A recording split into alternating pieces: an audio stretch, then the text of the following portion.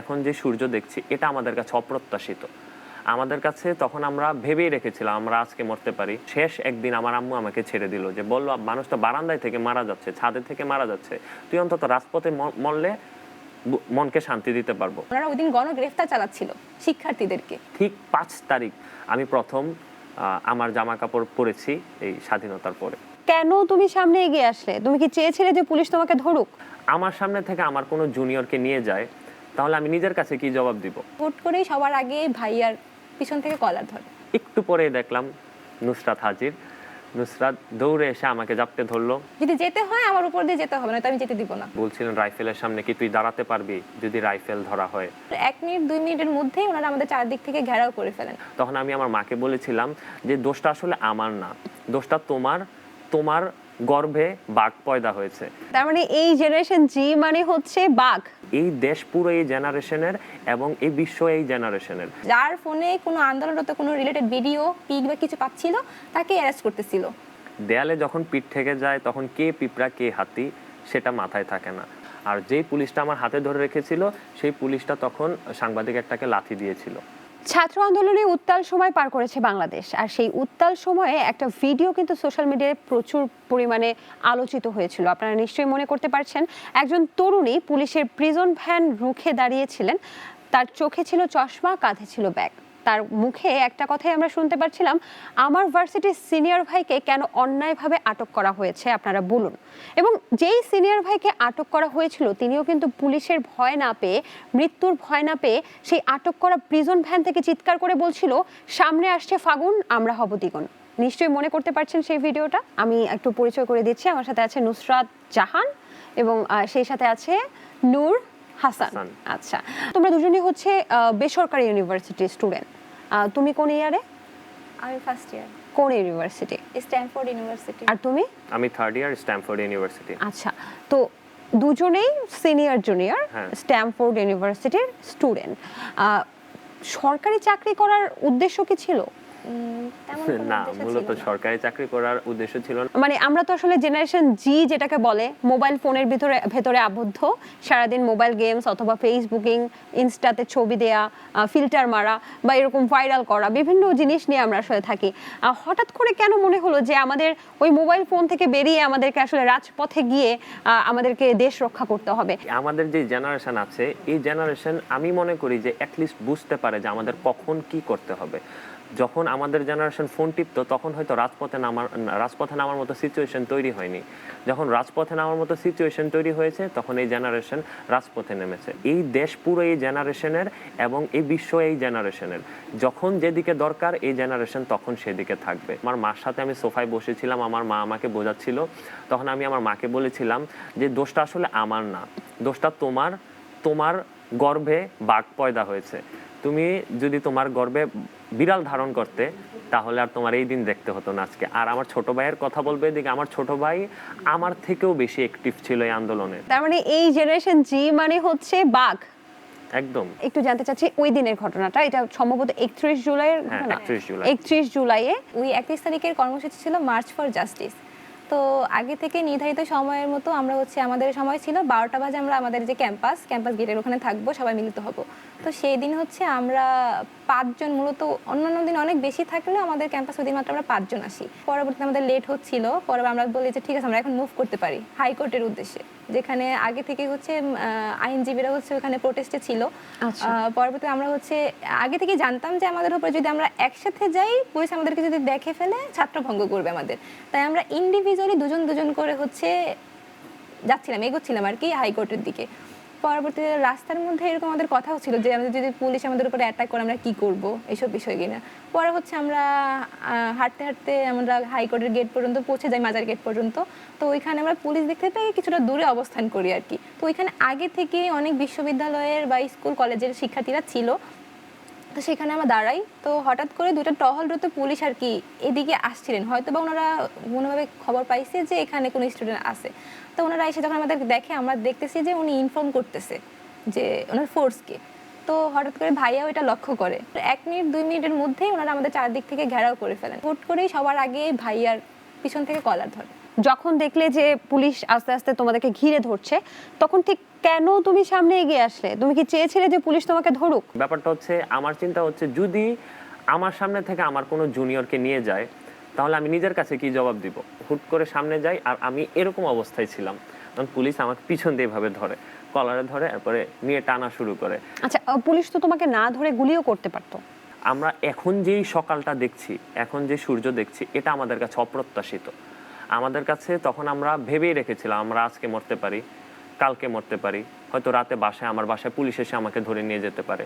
এই সকল কিছুর জন্য আমরা প্রস্তুত ছিলাম। মৃত্যুর কথা চিন্তা করেই রাজপথে নেমেছিলে? আমার আম্মু আমাকে বাসায় যখন আটকে রাখতো, শেষ একদিন আমার আম্মু আমাকে ছেড়ে দিল, যে বললো মানুষ তো বারান্দায় থেকে মারা যাচ্ছে, ছাদে থেকে মারা যাচ্ছে, তুই অন্তত রাজপথে মরলে মনকে শান্তি দিতে পারবো, বলতে পারবো যে হ্যাঁ একটা কাজ করতে গিয়ে মারা গিয়েছে। তারপরে পুলিশ আমাকে টেনে নেওয়া শুরু করলো, টানা শুরু করার এক পর্যায়ে আমি ফার্স্টে চিন্তা করছিলাম কি আমি ছাড়াছাড়ির চেষ্টা করবো কিনা। পরে চিন্তা করলাম যে না, আমি যদি এখন ছাড়াছাড়ির চেষ্টা করি পুলিশ হয়তো আমাকে মারবে, আমাকে গালি দিবে, আর সেটা আমি নিতে পারবো না। একটু পরে দেখলাম নুসরাত হাজির। নুসরাত দৌড়ে এসে আমাকে জাপটে ধরলো, বললো যে না আমাকে যেতে দিবে না কোনো মতে। আমি রীতিমতো তখন তার কর্মকাণ্ডে আমি হতবাক হয়ে যাচ্ছিলাম যে সে এগুলা কি করছে। একটা হাত দিয়ে তোমার ভাইয়াকে জড়িয়ে ধরেছিলে, আরেকটা হাত তুমি পুলিশের হাতে রাখছিলা। পুলিশের হাতটা মানে এইটা কেন আসলে? আসলে যে আমি তো ভাইয়ার কোমরে বেল্ট ছিল, তো সুবিধার জন্য প্রথমে আমি ভাইয়ার হাত ধরি একটা সময়।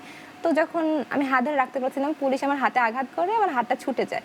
তো যখন আমি দেখছি আমি হাত ধরে রাখতে পারতেছি না, হঠাৎ করে ভাইয়ার কোমরের দিকে আমার নজর যায়। ভাইয়ার কোমরে বেল্ট ছিল, আমি বেল্টের দিকে ধরে দিই। আর পুলিশ ছিল ভাইয়ার পকেটের দিকে হাত দিয়ে আটকানো, এটা আমি খেয়াল করি। পরবর্তীতে আমি যে এক হাত দিয়ে ভাইয়াকে ধরে রাখি যাতে ভাইয়ার কাছ থেকে আমাকে ছাড়াতে না পারে, আর আরেক হাত দিয়ে পুলিশের হাত ছাড়ানোর চেষ্টা করতেছিলাম। তো ওই সময় এচোর খাওয়া, মানে এরকম হাতের অনেক ব্যথাও পাই আমি, কিন্তু তারপরও আমি হাত ছাড়বো না।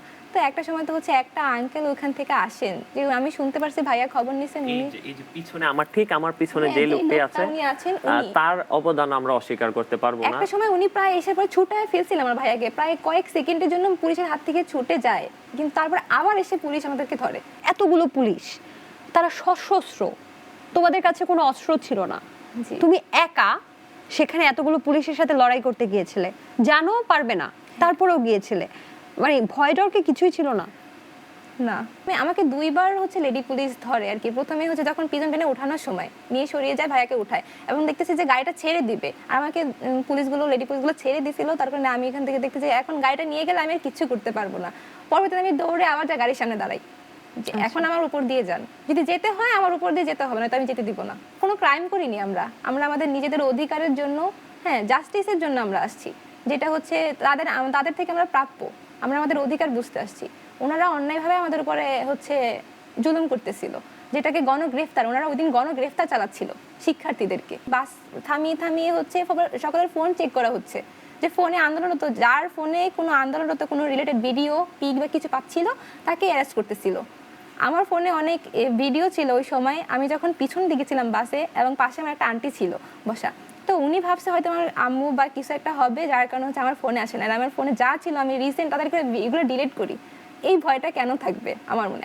আমার স্বাধীন দেশে আমি থাকবো, আমার দেশ, সেখানে আমি আমার অধিকারগুলো বুঝে পাবো, সেখানে এরকম হেনস্থার শিকার হওয়া তো কখনোই মানে কাম্য না আমাদের। পুলিশের গাড়ি ভিতরে হচ্ছে যে মানে পুলিশ মানে ড্রাইভার ছিলেন আর কি, আসলে ওনার প্রতি আমার রাগটা আরও বেশি তখন আসে যে আমি এখানে দাঁড়িয়ে আছি, উনি ভিতর থেকে হাসতেছিলেন।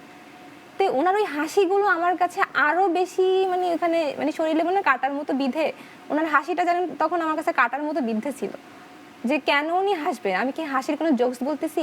যদি উঠিয়ে দিত উপরে, সেটা হয়তো আমার ভাগ্যে ছিল, আমি শহীদ হতাম। একটু তোমার কাছে আসে নূর হাসান, চিৎকার করে বলছিলে সামনে আসছে ফাগুন, আমরা হব দ্বিগুণ। দ্বিগুণ হয়েছে নাকি 10 গুণ, কোনটা মনে হয়? লক্ষ গুণ হয়েছে। আসলে তখনকার ব্যাপারটা আপনি যেমনটা বললেন যে পিঁপড়া হাতি, দেয়ালে যখন পিঠ থেকে যায় তখন কে পিঁপড়া কে হাতি সেটা মাথায় থাকে না, তখন মাথায় থাকে যে আমার এবার লড়তে হবে। জানতাম যে আমরা আজকে হয়তো 10 জন আছি, 20 জন আছি, কালকে অবশ্যই আমরা দ্বিগুণ হব, আমরা 1000 গুণ হব। তুমি কি আগে থেকে বাসায় থেকেই প্রিপারেশন নিয়ে আসছিলা যে আমাকে যদি ধরে আমি এটা চিৎকার করে বলবো, এরকম কিছু? হ্যাঁ, মূলত আমাদের তখনের উদ্দেশ্য ছিল যেহেতু গণগ্রেফতার হচ্ছে, তাই আমাদের তো আন্দোলন চালিয়ে যেতে হবে, আমাদের তো এই স্বৈরাচারের বিরুদ্ধে লড়তে হবে, আমাদের ভয়কে সরাতে হবে। তাই সেই ভয় বা স্বৈরাচারের বিরুদ্ধে লড়ার জন্য মানুষ যাতে রাস্তায় নামে, মানুষ যাতে ভয় না পায়, তাই মানুষকে অনুপ্রেরণা দেওয়ার জন্য আমি আগেই চিন্তা করেছিলাম যে কোন লাইনটা বললে মানুষ আসলে বেশি অনুপ্রাণিত হবে। তো বাসা থেকে আমি চিন্তা করেছিলাম আজকে যদি আমি গ্রেফতার হই আমি বলবো যে সামনে আসছে ফাগুন, আমরা হব দ্বিগুণ। অনেক স্লোগান দিয়েছি আমরা, অনেক ওইগুলোর ভিতরে ছিল যেমন পুলিশ দিয়ে আন্দোলন বন্ধ করা যাবে না, হামলা করে আন্দোলন বন্ধ করা যাবে না, মামলা করে আন্দোলন বন্ধ করা যাবে না, দিয়েছি তো রক্ত আরো দেব রক্ত, রক্তের বন্যায় ভেসে যাবে অন্যায়। তোমরা কি জানো এটার পেছনের প্রেক্ষাপটটা কি, যে সামনে আসছে ফাগুন আমরা হব দ্বিগুণ? মানে 1952 সালে ভাষা আন্দোলনের যে হচ্ছে তখন তো হচ্ছে যে শিক্ষার্থী এরকম ভাবে শিক্ষার্থীদের গ্রেফতার করা হচ্ছিল। ওই সময় হচ্ছে যে থানার মধ্যে যে গ্রেফতারের সময় যে লিস্ট করা হয় যে কাদেরকে গ্রেফতার করা হয়েছে, ওইখানে হচ্ছে যখন যেখানে যে উনি জেলার বা উনাকে যাই বলে, উনি হচ্ছে লিস্ট করতে করতে হাঁপিয়ে ওঠে এবং বলে যে আর কত। তখন পিছন থেকে একজন বলে যে মশাই এখনই এত দূর, আপনাদের তো জেলখানার পরিসর আর বাড়াতে হবে, আসছে ফাগুন আমরা হব দ্বিগুণ। আসলে ওইখান থেকে জহির রায়হানের লেখা, ওইখান থেকে এই লাইনটা নেওয়া। নূর হাসান, যখন পুলিশ টানা হেঁচড়া করে ধরে নিয়ে যাচ্ছিল তখন দেখলাম যে আপনি খুব ভয়ঙ্কর অগ্নিঝরা দৃষ্টিতে, যে দৃষ্টিটা আমরা আসলে এখানে দেখতে পাচ্ছি, এভাবে আসলে কার দিকে কেন তাকিয়েছিলেন? আসলে চোখের ভাষা নাকি অনেক কথা বলে?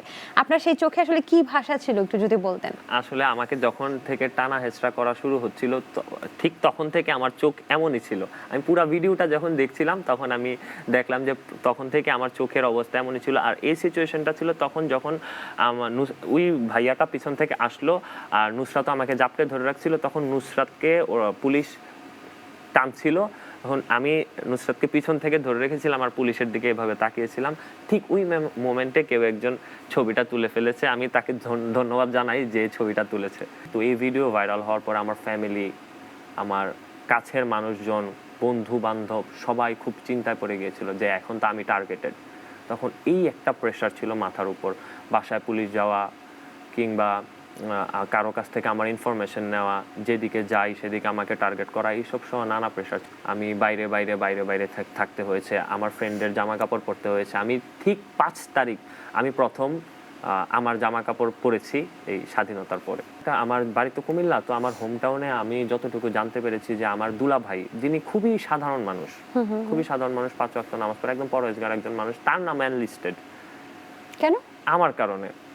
তো এই জিনিসগুলো তো আমি চাইনি, আমার কারণে আমার পরিবার ক্ষতিগ্রস্ত হোক, আমার বোন ক্ষতিগ্রস্ত হোক, এই জিনিসগুলো আমি কখনোই চাইবো না। আমরা আন্দোলনের কারণে যাদের লাইফ রিস্ক ছিল আমরা তারা একটা বাসায় থাকতাম, সেটা হচ্ছে আমাদের একটা সিনিয়র ভাইয়ের বাসা, আর মানে আমার সিনিয়র একটা ফ্রেন্ড সবাই মিলে ওরা একটা বাসা নিচ্ছে, সেটা হচ্ছে মগবাজার। তো আমরা যাদের লাইফ রিস্ক ছিল তারা সবাই ওই বাসাটায় থাকতাম। তখন ওই বাসাটার নাম ছিল মুক্তি ক্যাম্প এবং স্বাধীনতার পরে আমরা ওইটাকে সেক্টর ঘোষণা করেছি। কত নম্বর সেক্টর? আমরা সেক্টর 2 ঘোষণা করেছি। আবার কাহিনী হচ্ছে আরেকটা সেক্টর এমন ছিল তাই এটা সেক্টর 2 ঘোষিত হয়েছিল। আর এই বাসাটার একটা ফ্যাসিলিটিস ছিল, একটা প্রিভিলেজ ছিল, এই বাসাটার একটা রুমের বারান্দার সাথে আরেকটা বাসার ছাদ একবারে কাছাকাছি। তো আমাদের চিন্তা ছিল যে পুলিশ যদি আসে, আমাদের একটা কাঠের ব্যাটও ছিল লম্বা, তো আমরা বারান্দার সাথে ওই বারান্দা এবং ওই ছাদের সাথে কাঠের ব্যাটটা ফেলবো এবং আমরা ওই দিক দিয়ে ওই বারান্দা দিয়ে বের হয়ে যাব। আমরা প্রপার প্ল্যান করে এই বাসাটা চুজ করেছিলাম। অনেকের ভয় ছিল যে হয়তো বাবা ভাইয়ের পর আমাকে ওইখান থেকে নিয়ে যেতে বা গুম করতে পারে। তো সেই দিক থেকে ওখানে যে আমি বিশেষ করে বলবো যে মঞ্জুরুল আল মতিন স্যার যে উনি যে ছিলেন, উনি সহ তারপর মঞ্জুর আল মতিনের কথা বলছো? হ্যাঁ, উনি উপস্থাপক এবং লয়ার। হ্যাঁ, উনি ছিলেন ওখানে। তারপরে ঢাকা ইউনিভার্সিটি যে রনি ভাইয়া, ওই যে মহিউদ্দিন রনি, হ্যাঁ উনি ছিল, উনি আর সহ আরো কয়েকজন লয়ার, ওনাদের নাম আমার জানা নেই যেহেতু আন্টিরা ছিলেন। তো ওনারা আমাকে বলতেছিল মামুনি তুমি এখান থেকে একটু কারেকশন করি, মঞ্জুর আল মতিন একজন লয়ার, বাট মহিউদ্দিন রনি উনি ছাত্র আন্দোলনের আর কি ঢাকা ইউনিভার্সিটি, ওনারা উনি ওইখানে লয়ার ছিল। না। হ্যাঁ, আর অন্যান্য লয়াররা ছিল আরো, আর তাদের নাম আমার জানা নেই। তো ওনারা আমাকে বলতেছিল যে মামুনি তুমি এখান থেকে যেও না। আমি বলছি আমার ভাইয়াকে না নেওয়া পর্যন্ত আমি এখান থেকে তো যেতে হবে। পরবর্তীতে তোমার ভাইয়াকে কিছু হবে না, ওনারা আমাকে আশ্বস্ত করতেছিল তোমার ভাইয়াকে ছেড়ে দেওয়া হবে, কিছু হবে না, তুমি এখান থেকে থাকো, তুমি এখান থেকে গেলে প্রবলেম হতে পারে। পরবর্তী ওনারা আমাকে ওখানে রাখে এবং ওইখান থেকে প্রায় ওই যে ওনাদেরকে সহ প্রায় প্রেসরা ওইখানে ঘিরে ফেলেন। কিছুটা সময় ওইখানে আবার স্লোগান দেওয়া হয় ভাইয়াকে নিয়ে যাওয়ার সময়, ওনারা সহ এখানে স্লোগান হয় মার্চ ফর জাস্টিসের জন্য। পরবর্তীতে কিছু সময় পরে যে আমার সাথে আর ভাইয়া ছিল বিধান ভাই, আমি বললাম শুরুতেই বলেছিলাম যে ছিল আমার সাথে, উনি আমাকে খুঁজে পায় এবং আমাকে বলে ঠিক আছে চলো আমরা থানার দিকে যাই। প্রিজন ভ্যানে থাকা অবস্থাতেই ফোন দিচ্ছিলাম, ফোনে থাকছি যে আমাকে কোন থানায় নিয়ে যাওয়া হচ্ছে, এটার ইনফরমেশনটা আমার দিতে হবে। তো আমার রমনা থানার গেটে যখন আমাকে নিয়ে যাওয়া হয়েছে তখনই আমি সাথে সাথে আমার ছোট ভাইকে ফোন দিয়ে বলে দিয়েছি যে আমাকে রমনা থানায় নিয়ে যাওয়া হয়েছে। আর ওই যে সাংবাদিকের ব্যাপারটা, আমার একটা ইনসিডেন্ট আমি জাস্ট শেয়ার করি। আমাকে যখন নিয়ে যাচ্ছিল তখন সাংবাদিকের একটা দল সামনে থেকে এসে ভিডিও করছিল, আর যেই পুলিশটা আমার হাতে ধরে রেখেছিল সেই পুলিশটা তখন সাংবাদিক একটাকে লাথি দিয়েছিল। তখন সাংবাদিকরা উত্তেজিত হয়ে গিয়েছিল, আপনি লাথি কেন মারলেন আমাকে? লাথি দেয়, তার স্পর্শকাতর জায়গায় লাথি দেয়। রমনা থানার যে ওসি ছিলেন ওনার বিহেভিয়ার খুব ভালো ছিল। হাজতে রাখা হয়, হাজতে আমি সহ টোটাল আমরা 5 জন ছিলাম। তো আমরা জোহরের নামাজ পড়া শেষ করলাম, পড়া শেষ করার পরেই আমার ফ্রেন্ড এবং একজন সিনিয়র থানায় এসে হাজির।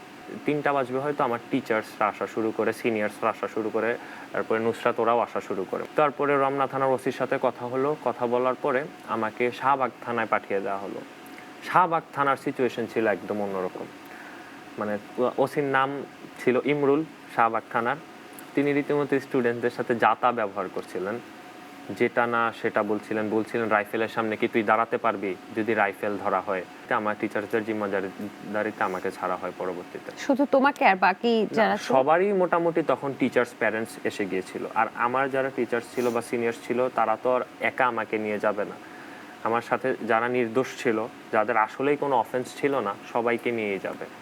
এখানে কিন্তু তোমাদের টিচাররা খুব ভালো একটা ভূমিকা পালন করেছে, খুব বড় একটা ভূমিকা পালন করেছে গার্ডিয়ান হিসেবে। একটু তোমার কাছে আসি। অনেকে মজার ছলে বা সিরিয়াসলি আমি জানি না স্ট্যাটাস দিচ্ছে যে তোমরা জানো যে 36 জুলাই যেটাকে বলে 5 আগস্ট তোমাদের স্বাধীনতা বা আমাদের স্বাধীনতা আমরা পেয়েছি, দ্বিতীয় স্বাধীনতা যেটাকে বলা হচ্ছে। আর অনেকেই মজার ছলে এখন পোস্ট করছে যে যেহেতু 1 মাস হয়ে গেছে, 1 মাসের কিছু বেশি দিন হলো, যদি সরকার পতন না হতো তাহলে আমার আয়না ঘরে থাকার 1 মাস পূর্তি হতো। ঠিক তুমি তো সোশ্যাল মিডিয়াতে ভাইরাল হয়ে গেলে এমন একটা সিচুয়েশনে, তোমার মনে হয় নাই যে তোমারও আয়না ঘরে যাওয়ার মতো একটা পসিবিলিটি বা আটক হওয়ার একটা পসিবিলিটি? তোমাকে কি পুলিশ এসে তোমার পরিবারে কোনো হেনস্থা করেছে কিনা একটু যদি জানাতে। আমার বাড়িতে পুলিশ আসেনি, বাট হচ্ছে এলাকার কিছু থাকে না যে নেতাকর্মী, সেই সময়ের সরকারের আর কি নেতাকর্মী, তারা হচ্ছে বাবার কাছ থেকে আমার শোনা, বাবা যখন বাহিরে যায় তাদের কাছ থেকে বাবা হেনস্থা হয় যে আপনার মেয়েকে সাবধান করবেন, এরকম টাইপের অনেক কথা। তো সেই দিক থেকে আমার ফ্যামিলি অনেক ভয় পেয়ে যায়, আমাকে রীতিমতো গ্রামে পাঠায় দেওয়ার সিদ্ধান্তও নেয়। আর হচ্ছে আমি বলতেছি আমি যাব না, আমি আবার বাহিরে যাব, আমার বাসা থেকে টাকা দেওয়া, যে বাহিরে যাবো তো টাকা লাগবে, টাকা দেওয়া, ফোনে রিচার্জ করে দেওয়া, সব অফ করে দেয়। তারপরে আমি গ্রামে আপুকে ফোন দিই, আমার যে ভাইয়া থাকে, মানে দোলা ভাই আর কি, ওনাকে আমি ভাইয়াকে ফোন দিই, ভাইয়া আমার ফোনে রিচার্জ লাগবে, আমার টাকা লাগবে। তো হচ্ছে তখন হচ্ছে আমাকে আমার মামা, আমার বড় মামা যিনি, উনি ওই ঘটনার পরে অনেকেই হচ্ছে ভয় পাচ্ছিলেন, আমাকে রাগাচ্ছিলেন যে তুমি কেন এত বড় স্টেপ নিতে গেলে। তখন আমাকে রাতের বেলা আমার বড় মামাকে ফোন দেয় এবং আমাকে এনকারেজ করে যে মামনি তুমি একদম ঠিক করেছো, তুমি কোনো ভুল করো নাই এবং এরকম সাহস রাখা দরকার। তো ওই সময় আমার সাহসটা যেন আরো দ্বিগুণ হয়ে যায়।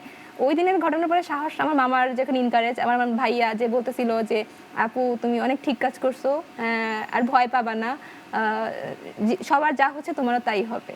তো ভাইয়া আমাকে বিকাশে টাকা দিত যে বের হওয়ার জন্য, ফোনে রিচার্জ করে দিত, যেহেতু ঢাকা তখন সবকিছু বন্ধ ছিল, গ্রাম থেকে ভাই আমাকে এগুলো পাঠাতো। আর আগে থেকে আমি প্রস্তুত থাকতাম যে বাবা বের হবে, আমি সাথে সাথে বের হয়ে যাব। আম্মু মুখে বারণ করলেও মানে মন থেকে বলতে যে যাও। এটা বলবো যে গার্ডিয়ানের পক্ষ থেকে কিন্তু অনেক বড় একটা স্যাক্রিফাইস। স্বজন হারানোর বেদনার থেকে কিন্তু বাচ্চা হারানো বা সন্তান হারানোর বেদনাটা কতটা ভয়ঙ্কর সেটা একমাত্র একটা মায়ের পক্ষেই, মা বাবার পক্ষেই বোঝা সম্ভব। হ্যাঁ, তাছাড়া আরেকটা ঘটনা, আমার 2 ভাই, 2জনই প্রবাসী। হ্যাঁ, ওইখান থেকে যখন ভাইয়ার পাশে লোকরা দেখতেছিল ভিডিওটা, তখন হঠাৎ করে ভাইয়া আমার ভয়েস তো অবশ্যই চিনে, তো হচ্ছে ভাইয়া দেখতেছিল না, ভাইয়ার পাশে নাকি যে লোকরা ছিল, ভিডিও দেখার পর ভাইয়া হঠাৎ করে দেখে সাথে সাথে বাবাকে ফোন দেয়, যে জিজ্ঞাসা করতেছে যে আমাকে জিজ্ঞাসা নুসরাত কোথায়। পরে বাবা বলতেছে নুসরাত তো বাসায়। তো আমার ভাইয়ারা জানে যে বাবা অনেক রাগী, আর এটা যদি জানতে পারে বাবা যে আমি এরকম ঘটনা ঘটছে তাহলে হচ্ছে আমার অনেক রাগাবে। তো ভাইয়া বলে আচ্ছা ঠিক আছে ফোনটা রেখে দিই। পরবর্তীতে ভাইয়া আমাকে ফোন দেয়, তুমি কোথায়? আমি বলি ভাইয়া আমি তো বাসায় যাচ্ছি। বলে আচ্ছা ঠিক আছে সাবধানে এসো। তো আমি এটা অনেক লাকি ফিল করি যে আমার ভাইয়ারা আমাকে সাপোর্ট করছে, আমাকে বলছে যে যাও বাট সাবধানে থাকবা। ইভেন পরবর্তীতে যতদিন আমি আন্দোলনে নামছি, যে আমাদের সাথে যে ভাইয়ারা ছিল অন্যান্য বিশ্ববিদ্যালয়ের বড় ভাইয়ারা, ওনারা আমাকে সেভ করে রাখতো, আমাকে মাস্ক দিত, ক্যাপ দিত যাতে আমার ফেসটা আর কি কেউ না দেখে। কেউ যদি ফোকাস করতো আমাদের ক্যামেরা বা ছবি তোলার জন্য, পুরো আন্দোলন জুড়ে হয়তো একটাই মাত্র ছবি আছে। এই ঘটনা বাদে যে আমি প্রোটেস্টে নামছি বা কিছু, ভাইয়েরা আমাকে অনেক সেভ করে রাখতো যে যাতে আমার দিকে কোনোভাবে হামলা না হয়। সবাই পুলিশ তো সশস্ত্র ছিল, তাদের কাছে টিয়ার সেল ছিল, রাবার বুলেট ছিল এবং অন্যান্য পার্টিও ছিল যাদের কাছে অনেক কিছুই ছিল, অনেক অবৈধ অস্ত্রও ছিল। তোমাদের অস্ত্রটা কি ছিল? তোমরা তো ছাত্র আন্দোলনে সক্রিয় ভূমিকা পালন করলে প্রথম থেকে, তোমাদের অস্ত্র কি? কলম ছিল, সাহস ছিল। আমরা যেহেতু শিক্ষার্থী, আমাদের অস্ত্র কলম। হাতে কিছু ছিল না? আর না, হাতে শেষ পর্যন্ত আমরা লাঠি নিতে বাধ্য হয়েছিলাম। যখন আমরা বুঝেছি যে এখন সময়, এখন 10টা মারলে অন্তত একটা মারার মতো ক্ষমতা যাতে আমাদের থাকে, আর এগুলো করতে আমাদেরকে বাধ্য করেছিল তখনকার সিচুয়েশন, তখনকার স্বৈরাচার।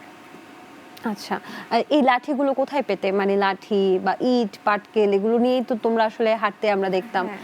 কি কোথায় পেতে এগুলো? আসলে এগুলো হচ্ছে যে আশেপাশে তো ফ্যামিলি থাকতো, সাধারণ মানুষ থাকতো, তারাও তো আমাদেরকে খাবার পানি, বিশেষ করে রাস্তায় আমরা শিক্ষার্থী, আমাদের কাছে এত টাকাও থাকতো না যে আমরা হচ্ছে কিনে খাবো বা এফোর্ড করবো।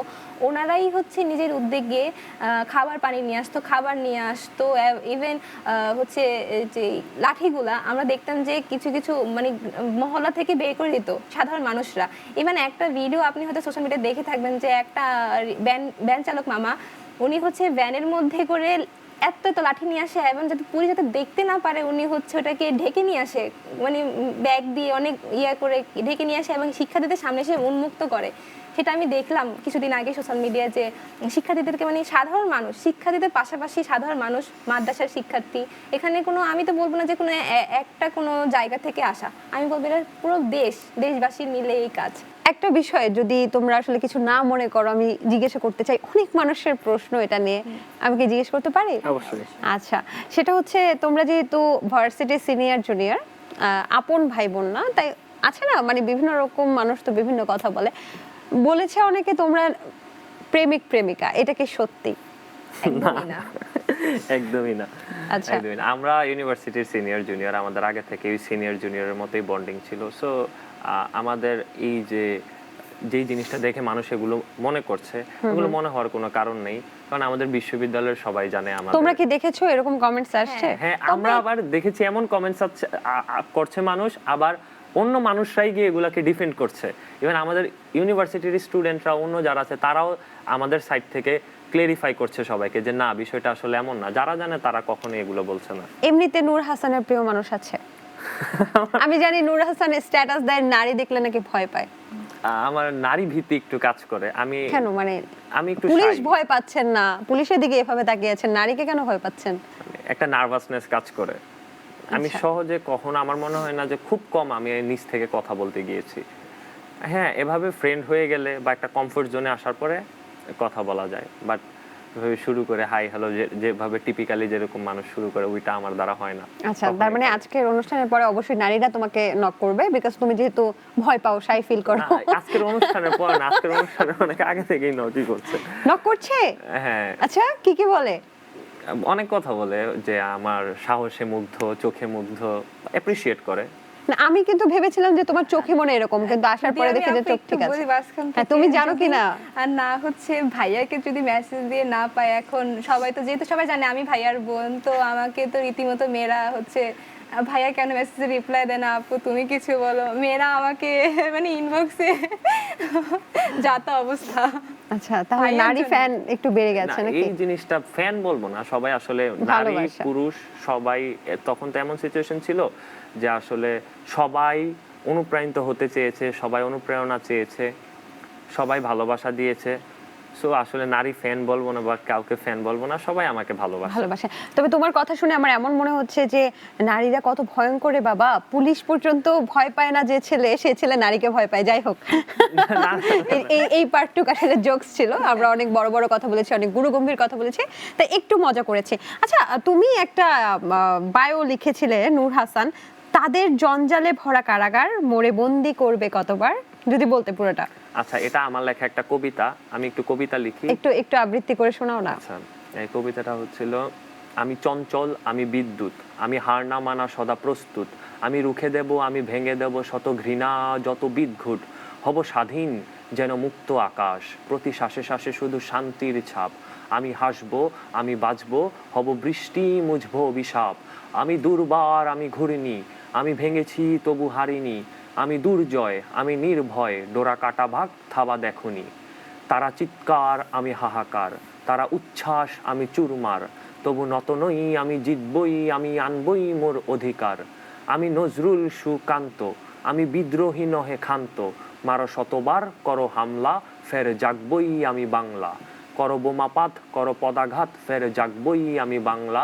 ফের জাগবই আমি বাংলা, ফের জাগবই আমি বাংলা। তারপর জাস্ট লাস্টের 4 লাইন ছিল ফিনিশিং, যে তাদের জঞ্জালে ভরা কারাগার, মোরে বন্দি করবে কতবার।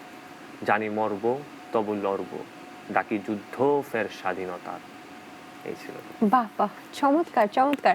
নূর হাসান কি এটা ছাত্র আন্দোলনকে কেন্দ্র করে তারপর লিখেছে নাকি তার আগেই লিখেছিল? এটা আমি লিখেছিলাম নিরাপদ সড়ক আন্দোলনের সময়। সেই সময় তুমি অ্যাক্টিভ ছিলে? হ্যাঁ, নিরাপদ সড়ক আন্দোলনে আমি অ্যাক্টিভ ছিলাম। আমি একটু নূর হাসানের কাছ থেকে একটা গান শুনতে চাইবো। আমি জানি নূর হাসান খুব ভালো গান গায়, এবং নূর হাসানের ছবি দিয়ে, নূর হাসানের ভিডিও দিয়ে একটা গান কিন্তু খুব বেশি ভাইরাল হয়েছে, তুমি নিশ্চয়ই জানো সেটা। হ্যাঁ জানি। কোনটা বলো?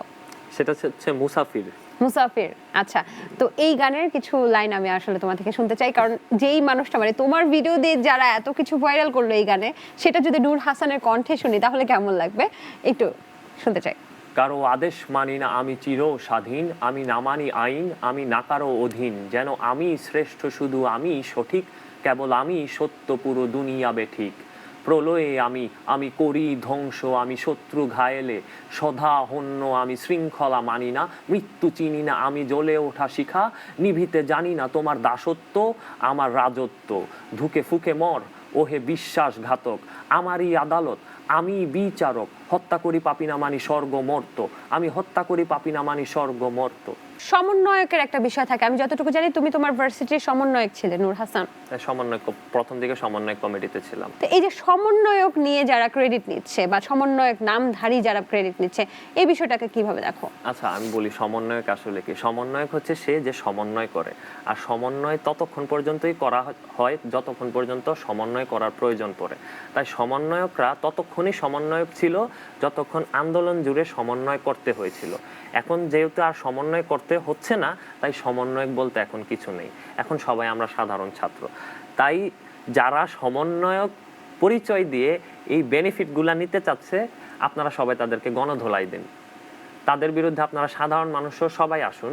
এখন আর কেউ সমন্বয়ক নাই, এখন আমরা সবাই সাধারণ মানুষ। দেশ আমাদের সবার, দেশ সাধারণ ছাত্রদের, দেশ সাধারণ জনতার। তাই কোনো সমন্বয়ক পরিচয়ে যাতে আর কেউ কোনো বেনিফিট না নিতে পারে, সেটা আপনারা সবাই নিশ্চিত করুন। প্রাইভেট ইউনিভার্সিটি এই ছাত্র আন্দোলনে, বৈষম্য বিরোধী ছাত্র আন্দোলনে বেশ বড় একটা ভূমিকা রেখেছে, কিন্তু অনেক ক্ষেত্রেই শোনা যাচ্ছে প্রাইভেট ইউনিভার্সিটির স্টুডেন্টরা নাকি এখন উপেক্ষিত হচ্ছে, বা তারা নাকি কোনো আসলে মর্যাদা বা সম্মান বা সেই যে তারা যে এটার একটা অংশ ছিল সেটা নাকি বলাই হচ্ছে না বিভিন্ন জায়গায়। এই ব্যাপারটা তোমরা কিভাবে দেখো, একটু যদি বলতে। আসলে প্রাইভেট ইউনিভার্সিটি এই আন্দোলনে যতটুকু কৃতিত্ব রেখেছে সেটা অবিস্মরণীয়, সেটা পুরা বাংলার মানুষ দেখেছে। প্রাইভেট ইউনিভার্সিটির স্টুডেন্টরা যখন পাবলিক ইউনিভার্সিটিগুলোকে বন্ধ করা দিয়ে হয়েছিল, তখন কিন্তু আন্দোলনটাকে জাগ্রত রেখেছে প্রাইভেট ইউনিভার্সিটির শুধু স্টুডেন্টরা। প্রাইভেট ইউনিভার্সিটি না, ওখানে মাদ্রাসার শিক্ষার্থীরাও ছিল, সবাই ছিল, স্কুল কলেজ সহ। স্কুল কলেজ সবাই মিলে আন্দোলনটাকে জাগ্রত রেখেছে। তোমাদের কি মনে হয় তারা এখন উপেক্ষিত? আমার মনে হচ্ছে যে এখন যেই আন্দোলন পরবর্তী সময় কি যারা আন্দোলন করেছে তাদেরকে কোনো মর্যাদা দেওয়া হয়েছে? মানে পাবলিক প্রাইভেট এরকম আলাদাভাবে তো কাউকেই কোনো মর্যাদা বা স্বীকৃতি দেওয়া হয়নি। আমরা যদি একটু উপদেষ্টা পরিষদটা দেখি, সেখানেও কিন্তু দুজন উপদেষ্টা আছে যারা হচ্ছে পাবলিক ইউনিভার্সিটি বা ঢাকা ইউনিভার্সিটি থেকে গিয়েছেন, অবশ্যই সম্মানিত।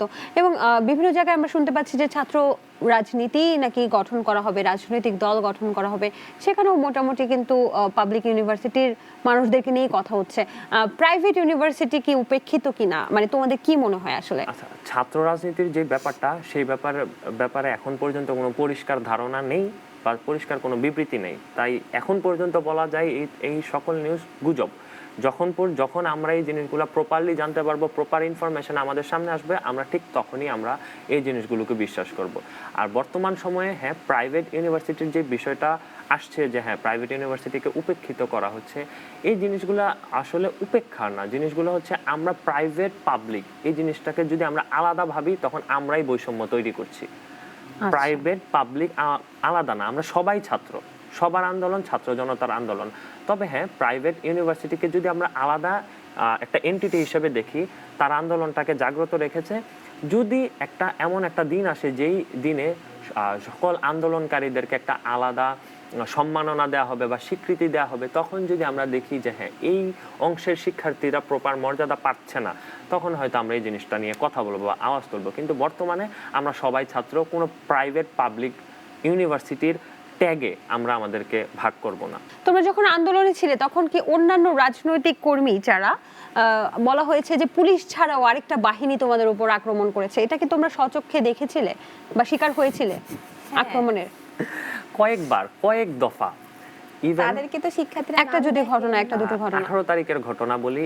18 তারিখ আমরা যখন আমাদের ভার্সিটির সামনে যাই, তখন ভার্সিটির সামনে যাওয়ার পরে যখন দেখি যে এত বেশি স্টুডেন্টস জড়ো হয়নি, তখন আমরা মেয়েদেরকে বলি যে তোমরা চলে যাও, আমরাও চলে যাই। তখন ওদেরকে পাঠিয়ে দিই। আমরা 7-8 জন আমরা সামনে আগাই। আমাদের ভার্সিটি যেহেতু সিদ্ধেশ্বরের দিকে, আমরা হাঁটতে হাঁটতে কাকরাইলের দিকে যাই। তখন কাকরাইলের দিকে যাওয়ার পরে তখন পুলিশ হামলা করছিল, পুলিশ গুলি চালাচ্ছিল। গুলি চালাতে চালাতে আমরা আসি আমাদের ইউনিভার্সিটির সামনে। ওইদিকে 10 মিনিট থেকে আমরা যখন মৌচাক মোড় পার হই, তখন দেখি যে এক দল দাঁড়িয়ে আছে। তখন আমরা বুঝতে পারিনি ওই দল আসলে কারা। তখন মালিবাগ মোড়ের দিকে আরেক দল ওই দিকে ছিল। তখন আমরা আমাদের সামনে যেই দল ছিল তাদেরকে জিজ্ঞাসা করলাম যে ভাই, মালিবাগ মোড়ের ওই দলের লোকেরা কারা? তখন ওরা বললো যে হ্যাঁ, ওরা অন্য একটা রাজনৈতিক দলের, ওদেরকে মারতে হবে। তখন আমার সাথে থাকা বন্ধু, আমি আসলে বুঝলাম না, মানে তোমরা যখন ওখানে গেলে অন্য একটা রাজনৈতিক দল বলতে? তখন আমরা যাদের সাথে আমরা ভার্সিটির সামনে থেকে হেঁটে হেঁটে মৌচাক মোড়ের দিকে গেলাম। যাওয়ার পর ওই দিকে একদল ছিল, আমরা জানি না তারা কারা। তখন মৌচাক মোড়ে থাকা লোকদেরকে আমরা জিজ্ঞাসা করলাম যে মালিবাগ মোড়ে থাকা যে লোকগুলোকে দেখা যাচ্ছে ওরা কারা? তখন ওরা বলে যে ওরা বিএনপির। আচ্ছা, ওরা বিএনপির, ওদেরকে মারতে হবে। তখন আমি আমার বন্ধুর দিকে তাকিয়ে বলি আমরা তো ভুল জায়গায় এসে পড়েছি। এবার আমার বন্ধু ওদেরকে জিজ্ঞাসা করে যে ভাই আপনারা কারা? তখন বলে যে আমরা ওয়ার্ড কাউন্সিলরের লোক। তখন আমরা মানে তো ছাত্রলীগ, আওয়ামী লীগের ওয়ার্ড কাউন্সিলরের লোক। আচ্ছা। তখন আমি আমার বন্ধু আর আমাদের মধ্যে আই কন্টাক্ট হচ্ছে। আমরা বুঝছি যে আমরা রং জায়গায় এসে পড়েছি, আমরা চলে যেতে হবে। তখন আমরা একটু পিছে যাই, পিছনে গিয়ে রোডটা ক্রস করার পরে ওই দিকে সবাই ছাত্র জনতা ছিল। তখন ওই দিন সকালে আমি আবার সাদা শার্ট পরে বের হয়েছিলাম বাসা, মানে আমার ফ্রেন্ডসদেরকে বলে বেরিয়েছিলাম যে আমি কাফনের কাপড় পরে বের হয়ে যাচ্ছি, আজকে হয়তো মারা যেতে পারি।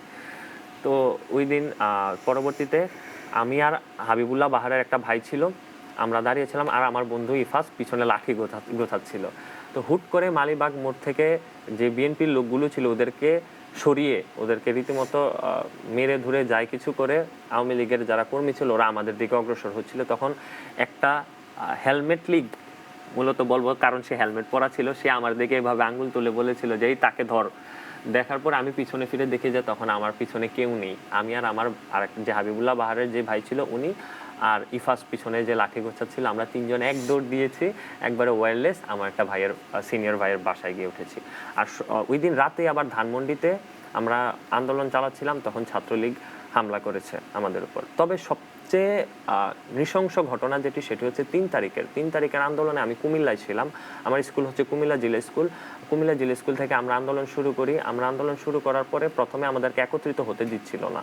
তো আমরা পরবর্তীতে একত্রিত হয়ে কুমিল্লা প্রেস ক্লাব হয়ে ফৌজদারি হয়ে যখন পুলিশ লাইন ক্রস করি, পুলিশ লাইনের ওই দিকে তখন একটা বাহিনী, তারা পুলিশ না, আমরা কারণ পুলিশ লাইনের ভিতরেই পুলিশরা দাঁড়িয়েছিল, তাদের হাতে কিছু ছিল না, তারা শুধু দাঁড়িয়েছিল। বাট পুলিশ লাইনের বাইরে ওইটা ছিল 3 রাস্তার মোড়। আমরা এক রাস্তা থেকে আরেক রাস্তায় এভাবে যাচ্ছিলাম, আর আরেকটা রাস্তার ভিতরে ওই বাহিনীর ওরা দাঁড়িয়েছিল। তো আমরা রীতিমতো নর্মালি আমরা আমাদের মতো, তাদের সাথে আমাদের কোনো সংঘর্ষ নাই, কোনো কথা কাটাকাটি নাই, আমরা সুন্দর মতো যাচ্ছিলাম। আমাদের উদ্দেশ্য ছিল আমরা এই পুলিশ লাইন ক্রস করে আমরা বিশ্ব রোড গিয়ে উঠবো। আমরা পুলিশ লাইনটা ক্রস করার সাথে সাথেই পিছন থেকে আমাদের উপর গুলি শুরু, একদম হঠাৎ, একদম নির্বিচারে গুলি। ছেলে মেয়ে কে কি কিচ্ছু দেখছে না। ওরা কারা? পুলিশ তো ছিল না। পুলিশ ছিল না। তাহলে ওরা কারা ছিল? ওরা ছিল স্বৈরাচারের দোসর। তুমি কি তোমার সামনে মৃত্যু দেখেছো? আমি কয়েকজনের মৃত্যু দেখেছি আমার সামনে। আমি একটা ঘটনা বলি যেটা আসলে মৃত্যুর চেয়েও খুব ভয়ঙ্কর একটা জিনিস। কুমিল্লা যখন আমরা আন্দোলন শুরু করি তখন আমরা অনেক স্টুডেন্টস ছিলাম। হুট করে যখন আমাদের উপর গুলি করা শুরু হয়েছিল, কিছু মেয়ে, মানে আমার কথা হচ্ছে যে আমরা ছেলে, আমাদেরকে দুইটা মারলে আমরা নিতে পারবো, কিন্তু ওরা মেয়েদেরকে কিভাবে লাঠি দিয়ে পেটাচ্ছিল এগুলো হয়তো আপনারা ভিডিওতে দেখেছেন কুমিল্লার ভিতরে কি হয়েছিল। কয়েকটা মেয়ে ড্রেনের ভিতরে পড়ে গিয়েছিল। আমি জাস্ট 2 জনকে তখন ধরতে পেরেছিলাম। আমার আল্লাহ হাত দিছে 2টা, হয়তো 10টা দিলে 10 জনকে ধরতে পারতাম। আমি তখন 2 জনকে উঠিয়ে বলেছিলাম যে আপু তোমরা দৌড় দাও, মানে পিছনে তাকাও না। আর তখনের চিৎকার, ওই জিনিসগুলা, মানে যখন আমরা ওইগুলো চিন্তা করি তখন মনে হয় যে যদি আজকের দিন আমাদের সাথে ওই মানুষগুলা থাকতো যারা মারা গিয়েছে। সেখানে মারাও গিয়েছে? হ্যাঁ, কুমিল্লায় মারাও গিয়েছিল একজন। আমি আমার সামনে একজন দেখেছি। এক একটা নিউজে ছেলে নাকি মেয়ে? ছেলে। এক একটা নিউজে আসছে 5 জন 6 জন, বাট আমি আমার সামনে একজনকে দেখেছি, তার ঠিক এদিক দিয়ে গুলি লেগেছিল। আমরা কুমিল্লা ফ্লাইওভারের নিচ দিয়ে যাচ্ছিলাম, শাসনগাছা ফ্লাইওভারের নিচ দিয়ে যাচ্ছিলাম। যাওয়ার অবস্থায় ফ্লাইওভারের 2 সাইড দিয়ে দুই দল যাচ্ছিল, ছাত্ররা, আমরা দৌড়াচ্ছিলাম। ওই দিন আমি আমার বেল্ট নিয়ে যাইনি, যেহেতু আমি বাসা থেকে না বলে বের হয়েছি। আমি আমার প্যান্ট এভাবে ধরে আমি দৌড়াচ্ছিলাম। তো হুট করে আমার বাম দিকে থাকা একটা ছেলে একদম হসপিটালের সামনেই তার এই দিকে গুলি লেগেছে। সে তখনই। গুলিটা কি পুলিশের পক্ষ থেকে ছিল? না, পুলিশ তো গুলিই চালাচ্ছিল না সেদিন। তাহলে পুলিশ ছিল ভিতরে। তারাই যুবলীগ, ছাত্রলীগ, স্বেচ্ছাসেবক লীগ, তারা গুলি চালাচ্ছিল। আসলে এরকম অনেক ঘটনা ঘটেছে যেগুলো আসলে অবর্ণনীয়, যেগুলো আসলে শুনলে আমাদের নিজেদের চোখে, মানে নিজের অজান্তে চোখে পানি চলে আসে। তোমার কাছে একটু আসে, আমি যতটুকু জানি তুমি নিজেও একজন মৃত প্রায় মানুষকে বাঁচানোর চেষ্টা করেছো, তুমি কি বাঁচাতে পেরেছিলে? আসলে হচ্ছে ওই দিন ছিল 18 তারিখ, হ্যাঁ 18 জুলাই। আমি প্রথম যেদিন নামি ওই দিনকে হচ্ছে আমার ভার্সিটির দিকে আমার পক্ষে আসা সম্ভব হচ্ছিল না, কারণ রামপুরা, আমার বাসা থেকে আসতে হলে রামপুরা দিয়ে আসতে হয়। তো রামপুরার মধ্যে অনেক বেশি গ্যাঞ্জাম হচ্ছিল বনশ্রীতে। তো ওই দিন হচ্ছে আমি যাত্রাবাড়ি হানিফ ফ্লাইওভারের ওখানে আর কি যোগ দিই। তো সেখানে হচ্ছে প্রায় ওখানে Shamsul Haque Khan school and college, doctor Mahbubur Rahman Mollah college, Dhania college, এই সকল শিক্ষার্থীরা ছিল, আর অন্যান্য বিশ্ববিদ্যালয়ের শিক্ষার্থীরা ছিল যারা আশেপাশে ওখানে বাসা। তো আমার সাথে কিছু শামসুল হক খান স্কুল অ্যান্ড কলেজের শিক্ষার্থী মেয়ে ছিল, আর হচ্ছে ডিএমআরসি কলেজের যে ছেলেরা ছিল। তো ওইখানে হঠাৎ করে যখন পুলিশ ওইখানে রাবার বুলেট ছুটতেছিল, ওইখানে টিয়ারসেল গ্যাস, আমিও নিজে টিয়ারসেল গ্যাসের শিকার হই। আর ওইখানে ওই একটা রাবার বুলেটটা সে একটা ছেলের বুকের মধ্যে লাগে। ওই ছেলেটার হয়তো বা শ্বাসকষ্টের সমস্যা ছিল, ওর নামটা আমার জানা নেই। তো সাথে সাথে ওইখানে ওর শ্বাসকষ্ট উঠে যায় এবং হচ্ছে ও অনেক বমি করতেছিল ওই সময় ওই জায়গায়। আর হচ্ছে মানে বলতেছিল আপু আমি শ্বাস নিতে পারতেছি না। তো ইমিডিয়েট আমি কি করবো, আর ওই সময় হচ্ছে পুলিশ আমাদের দিকে অ্যাটাক করতেছিল, মানে সবাই দৌড়ে পালাচ্ছিল পেছন দিকে। তো ওই সময় পাশে একটা গ্যারেজ ছিল, ওই আঙ্কেলকে আমি অনেক ধন্যবাদ দিব যে ওই সময় উনি আমাদেরকে আশ্রয় দিয়েছেন, নয়তো বলছি এটাকে হয়তো বা শ্বাসকষ্ট ওই সময় কী হতো আমি বলতে পারি না। পরবর্তীতে ওই গ্যারেজটা খুলে ওইখানে হচ্ছে কার ওয়াশ হইতো, তো ভিতরে আমাদেরকে আশ্রয় দেয়। আমরা 3জন 4জন ছিলাম ওই ছেলেটাকে নিয়ে ভিতরে। আর এখন আমি এখানে ওকে কী ট্রিটমেন্ট দেবো আমার জানা নেই। পরে আমার মেডিকেলের যে আপু পরিচয় আছে, জিসা আপু, ওনাকে আমি ফোন দিই, আপু যে এমন এমন ঘটনা, ওর রাবার বুলেট লাগে শ্বাসকষ্ট উঠে গেছে, এখন আমি কি করব। পরে আপু আমাকে আর কি ইয়াদ দেয় যে আপু তুমি ওকে ইচ্ছা মতো পানি ঢালো মাথার মধ্যে, আর হচ্ছে দেখো স্লাইন খাওয়া এখন কি ঠিক হবে কিনা। আপু যেহেতু প্রপার ডক্টর না, এখন ওনার শেষ হয়নি, তো হচ্ছে উনি আমাকে বলে তুমি আমাকে পানি দাও ইচ্ছা মতো, আর যত তাড়াতাড়ি পারো সম্ভব ওকে ডাক্তারের কাছে নিয়ে যাও। আমি বলবো আপু বাইরে তো অবস্থা অনেক খারাপ, যদি ওখানে যদি নর্মাল সিচুয়েশন হয় আমি ওকে নিয়ে চলে যাবো। তো ওইখানে যেহেতু যে কার ওয়াশ ওইখানে অনেক পানি থাকে, তো ওখানে ইচ্ছা মতো আমরা পানি দিতেছিলাম ওকে নিয়ে। আর ঠিক 10-15 মিনিট পরে শুনতে পাই যে শিক্ষার্থীরা আবার ওটাকে ধাওয়া দেয়, পুলিশ ওখান থেকে চলে যায়। পাশেই একটা প্রাইভেট হসপিটাল ছিল, ওখানে নামটা আমার ঠিক মনে নাই, ওনারা আমাদেরকে প্রচন্ড হেল্প করে, মানে ওইখানে যত শিক্ষার্থী আহত হয়েছে ওনারা ওখানে হচ্ছে ওদেরকে ফ্রি ট্রিটমেন্ট দিছে। পরবর্তীতে ওকে নিয়ে আমরা তাড়াতাড়ি করে কিছু ভাইয়ারা আসে, ওকে নিয়ে আমরা হসপিটালে নিয়ে যাই এবং ওই হসপিটালের ভিতরে রাখি। যেহেতু ছোট হসপিটাল, ওখানে বেশি মানুষ থাকার জায়গা ছিল না। পরে একজনকে না দুজনকে ওখানে রেখে ভাইয়ার ওই ছেলেটার পাশে যে তোমরা থাকো, আমরা বাহিরের দিকে যে দেখি। পরবর্তীতে ওকে দিয়ে এবং ঘন্টাখানিক পরে আবার খবর নিতে যাই ও কি অবস্থা ওর। পরবর্তীতে ওখানে ওকে অক্সিজেন দেওয়া হয়, মেডিসিন দেওয়া হলেও নর্মাল একটু হলে পরবর্তীতে ওই বাসায় কল করা হয় এবং ওকে গার্ডিয়ান খবর দিয়ে ওকে বাসায় পাঠানো হয়। মানে আপনারা বাঁচাতে পেরেছেন তাকে? হ্যাঁ। সম্প্রতি একটা কথা উঠছে যে জাতীয় সঙ্গীত পরিবর্তন নিয়ে তোমরা তো একদম সক্রিয় ভূমিকা পালন করেছো, ছাত্র আন্দোলনের যদি বলা যায় যে একদম রাজপথে সক্রিয় ভূমিকা পালন করেছো। তোমাদের কি মনে হয় একজন ছাত্র হিসেবে জাতীয় সঙ্গীতের পরিবর্তন কি আদৌ উচিত? আচ্ছা, জাতীয় সঙ্গীতের পরিবর্তন এসব নিয়ে আমরা কথা না বলে আগে দেশের যে বর্তমান পরিস্থিতি আছে, দেশের যেই বন্যার পরবর্তী যে অবস্থা, আমাদের মনে হয় যে সেই সব অবস্থা নিয়ে আমাদের এখন কথা বলা উচিত। জাতীয় সঙ্গীতের পরিবর্তন সেটা মুখ্য বিষয় না, সেটাকে আমরা মুখ্য বিষয় হিসেবে বিবেচনা না করে দেশ সংস্কারের বর্তমান যে পরিস্থিতি, আমরা মেজর ইস্যুগুলোতে হাত দিই। অন্তর্বর্তীকালীন সরকারকে তোমরা কত বছর চাও? আমরা চাই দেশের পরিস্থিতি স্বাভাবিক না হওয়া পর্যন্ত দেশের যেই দোসররা জায়গায় জায়গায় যেভাবে নিজেদের অবস্থান গেড়ে গিয়েছিল, সেগুলো যতক্ষণ পর্যন্ত না উৎখাত হয় ততক্ষণ পর্যন্ত অন্তর্বর্তীকালীন দেশের কাজে, দেশের মানুষের কাজে নিয়োজিত থাকুক। আপনাদেরকে নিয়ে গ্রাফিতি করা হয়েছে, সেটা কি আপনারা দেখেছেন? হ্যাঁ, আমাদের বিশ্ববিদ্যালয়ে হয়েছে। আচ্ছা, কে আমার করেছে? স্কুলেও হয়েছে। আচ্ছা, অনেকগুলো হয়েছে। হ্যাঁ। কেমন লেগেছে এটা? এগুলো তো হচ্ছে আমাদেরকে অনেক অনুপ্রাণিত করতেছে, আমাদের ঘটনাগুলোকে বারবার আমাকে স্মরণ করাচ্ছে যে হ্যাঁ, এই যুদ্ধে আমি একটা অংশীদার ছিলাম। ভাই বলে সবার কাছে পরিচয় করিয়ে দিয়েছেন। হ্যাঁ। ভাইয়ের পরিবারের সাথে কি কথা হয়েছে? হ্যাঁ, প্রথম দিন থেকেই আচ্ছা। আন্টি ফোন দেয়, আঙ্কেল ফোন দেয়, মামা, আপুরা সবার সাথে কথা হয়েছে, ইভেন এখনো কথা হয়। আন্টি তো আমাকে বলেছে যে আমার আগে 2টা মেয়ে ছিল, এখন তুমি সবার 3টা মেয়ে। আমার বাসাতেও আমার আম্মু বলে যে আমার ভাইয়াকে ফোন দিয়ে বলে আগে তো আমার 2টা ছেলে ছিল, এখন তো আমার আরো একটা ছেলে আছে, তো তোমরা হচ্ছে ওর দিকেও খেয়াল রেখো। এই যে পরিবারের সম্পর্কটা এরকম বন্ধনটা এত ভালো হলো, তাহলে সম্পত্তির ভাগ দেবে কিনা একটু জিজ্ঞেস করেছো ভাইকে? না, সে অন্যায়ের বিরুদ্ধে সবসময় ছিল, তার লোভী মন মানসিকতা নেই। আর আমিও এত বেশি উদার না, তাই যদি কখনো তার এই লোভ আসে তাহলে তাকেও আমরা স্বৈরাচার বলে দেশ থেকে বিতাড়নের আন্দোলন শুরু করে দিব। জীবনটা বাঁচালে দেখলে তোমার ভাইয়ের পক্ষ থেকে কোনো কিছুর বিনিময়ে তো হচ্ছে পাবো বলে ভাইয়াকে আর রক্ষা করতে যাইনি।